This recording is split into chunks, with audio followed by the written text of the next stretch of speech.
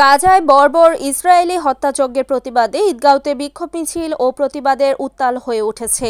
Israel কর্তৃপক্ষ ফিলিস্তিনি নিরীহ মুসলমানদেরকে হত্যাযজ্ঞের প্রতিবাদে সোমবার বাদ আসর হতে ঈদগাঁও বাজার কেন্দ্রীয় জামে মসজিদস্থ শাপলা চত্বর পয়েন্ট থেকে স্মরণকালের এক প্রতিবাদ মিছিল অনুষ্ঠিত হয়। বিভিন্ন ধরনের ফেস্টুন হাতে সর্বসাধারণ মানুষ অংশগ্রহণ করেন বিশাল মিছিলে। এটি বাজার হয়ে স্টেশন সহ মহাসড়কের আলমাছিয়া মাদ্রাসা গেট প্রদক্ষিণ শেষে মাইক্রো অফিসের সামনে এসে প্রতিবাদ সমাবেশে মিলিত হয়। বৃহত্তর ঈদগাঁও ওলামা পরিষদ, উপজেলা ছাত্র জনতা গণ অধিকার পরিষদ, ঈদগাঁও উপজেলা শাখা, ঈদগাঁও ৪ নং ওয়ার্ড সহ বিভিন্ন সংগঠনের পক্ষ থেকে খণ্ড খণ্ড মিছিল নিয়ে এই বিক্ষোভ মিছিল জমায়েত হন। বাজারের অনেক ব্যবসা প্রতিষ্ঠান বন্ধ করে ব্যবসায়ীরা এই মিছিলে যোগ দেন। পতাকা হাতে নিয়ে মিছিলে আসে পিতার কাঁধে করে ছোট শিশু। এ প্রতিবাদ মিছিলে ঈদগাঁও উপজেলার ৫টি ইউনিয়নের গ্রামীণ জনপদের নানা শ্রেণী পেশার মানুষ সহ দলমত নির্বিশেষে অংশগ্রহণ করেন। এদিকে ঈদগাঁও যুব ঐক্য পরিবারের পক্ষ থেকে মিছিলের প্রতি একাত্মতা প্রকাশ করা হয়। কম্পিউটার ব্যবসায়ী জাহিদুল ইসলামের কাছ থেকে জানতে চাইলে তিনি এক প্রতিক্রিয়া জানান, ফিলিস্তিনিদের রক্ষায় বিশ্ববাসীকে এক হওয়ার আহ্বান জানান।